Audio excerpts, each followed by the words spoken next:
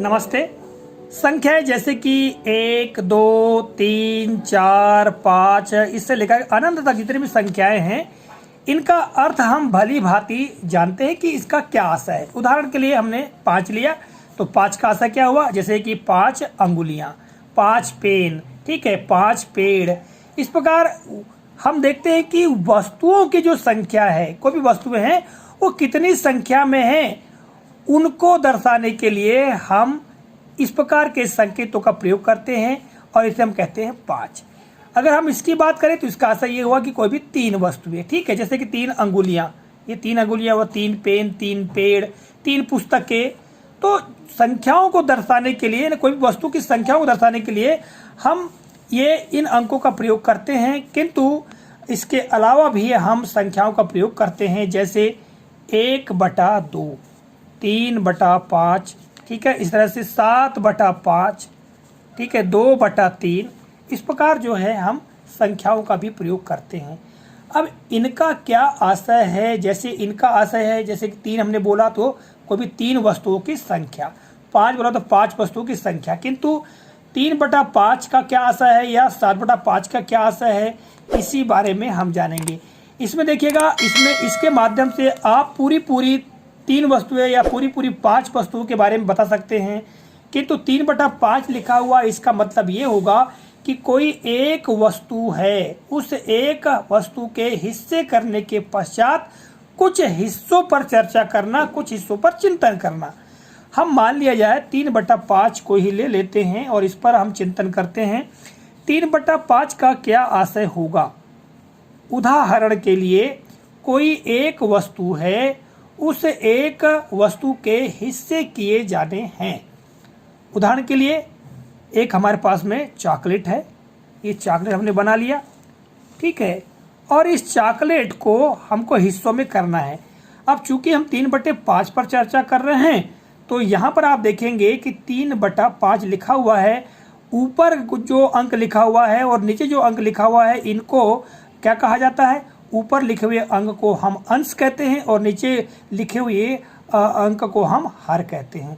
अर्थात आप यहाँ पर देखेंगे 1/2, 3/5, 7/5, 2/3, ये जो संख्या है ये P/Q के रूप में लिखी हुई है, P/Q के रूप में लिखी हुई है। P का मतलब होगा अंश और Q का मतलब हर, यानी अंश और हर के रूप में लिखी संख्याएं, अंश और हर के रूप में लिखी संख्याएं।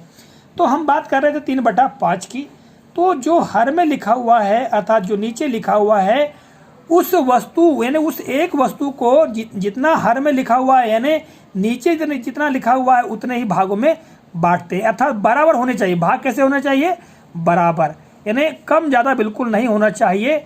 इसका आशय ये होता है, ठीक है। इस प्रकार लिखी संख्या है, मान लो, तो हर में जितना लिखा हुआ है उस एक वस्तु को बराबर उतने हिस्सों में बांट दिया जाता है।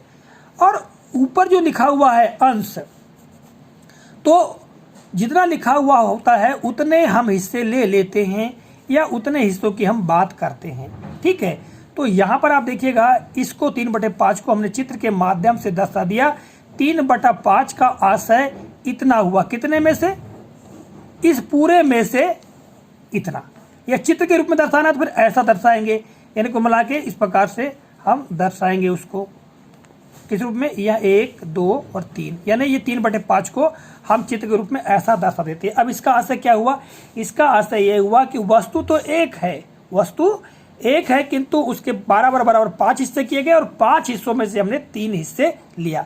कई बार हमने सवाल भी पढ़ते हैं कि मीना को चॉकलेट के 3/5 हिस्सा मिला, तो यहाँ पर जो चॉकलेट थी उसको 5 बराबर हिस्सों में बांटा गया और उसमें से 3 भाग जो है वो मीना को दे दिए गए।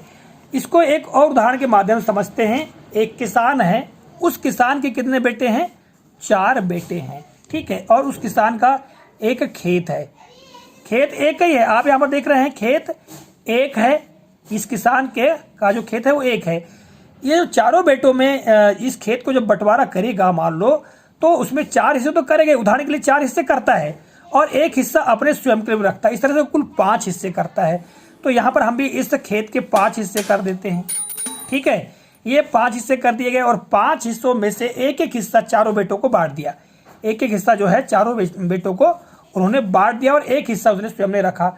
अब पिता तो अकेला रहता नहीं है, तो वो किसी न किसी बेटे के पास में रहेगा।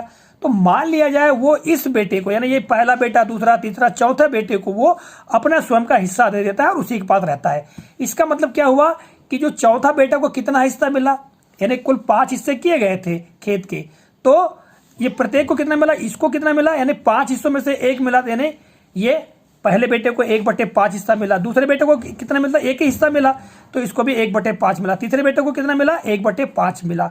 ठीक है, चौथे बेटे को 2 हिस्से मिलेंगे यहाँ पर, यानी स्वयं पिता का हिस्सा और उसका स्वयं का हिस्सा, तो यहाँ पर 2/5 आ जाएगा, यानी 2/5 कितना होगा, इतना होगा जी। ठीक है, तो इस तरह से हिस्सों को दर्शाने के लिए, या जो इस तरह की संख्याएं जो होती हैं वो हिस्सों को दर्शाती हैं। अब हमने तो यहाँ पर बात करी कि यदि अंश छोटा है और हर बड़ा है तब ये स्थिति बनेगी, किंतु अगर ऐसी स्थिति आती है जैसे 7/5 ये स्थिति आती है, तब आप क्या करेंगे, तो यहाँ पर देखिएगा 5, यदि कोई एक वस्तु है मान लिया जाए, तो उसके 5 बराबर हिस्से तो कर ही रहे हैं।